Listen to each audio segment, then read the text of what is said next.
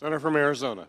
Mr. President, I stand here today yet again as the border crisis continues to devastate my state. On February 7th, I stood here angry that rank partisanship tanked the single most important piece of border security and immigration legislation produced in decades. As we all remember, last October, I joined with Senators James Lankford of Oklahoma and Chris Murphy of Connecticut to craft this legislation.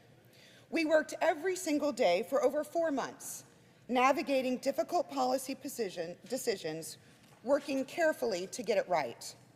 After months of tireless negotiations, we delivered a strong product. We produced a bill many thought impossible. We ended catch and release. We added more detention beds. We increased deportation flights. We quickly decided asylum claims, and we put Border Patrol back in the field where they belong, securing the border, not stuck inside processing paperwork. Yet less than 24 hours after we released the bill, my Republican colleagues blocked it, despite the fact that this is the most restrictive migrant legislation in decades. My Democratic colleagues blamed Republican political theater for blocking action. So did I. They were right. I spoke here on the Senate floor twice in defense of our legislation. It turns out my Republican colleagues were all talk and no action.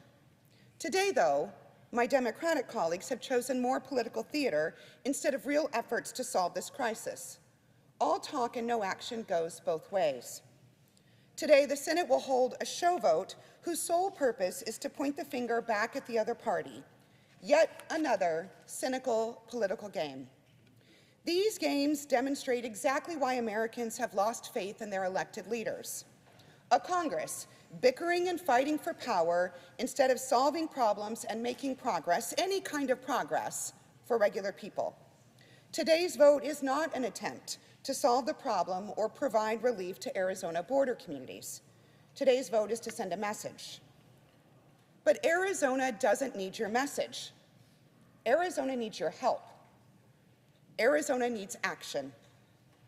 These games of tit for tat, caving to the political messaging game, force both parties further to the fringes and further away from real solutions. Today, the Senate is proving what many Americans already think about Congress, that senators come here for political games, not to deliver results. Today's vote won't deliver lasting results for Americans. But the impact of today's vote is actually worse than simply being a useless message, because this vote does send an important message, but it's a message to us as lawmakers.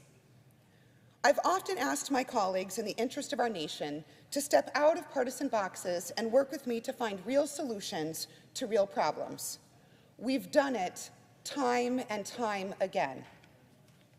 This time it didn't work. Nearly 4 months later, I'm still deeply disappointed that we didn't solve the border crisis for my state and for our country. But to use this failure as a political punching bag only punishes those who were courageous enough to do the hard work of finding compromise in the first place. So who will be courageous next time? Who will stand up and do the hard work? Who will take the risks? Who will say, yes, I'll help solve this big challenge our country faces? Why would anyone? We don't leave today with a political victory. No one wins. No one gets the higher ground. Instead, we're saying to each other, don't step out. Don't try to solve big problems. Stay in your partisan corner, yell some more, blame the other side. Today, yet again, the Senate has chosen politics. But my state is still suffering.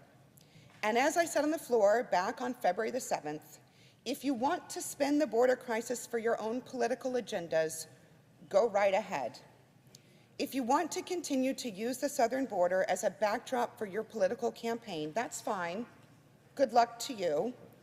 But I have a very clear message for anyone using the southern border for staged political events. Don't come to Arizona for your political theater. Do not bring it to my state. In Arizona, we're serious.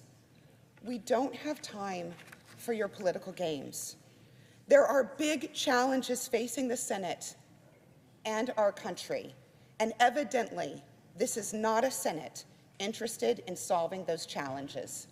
Americans deserve better. I yield the floor.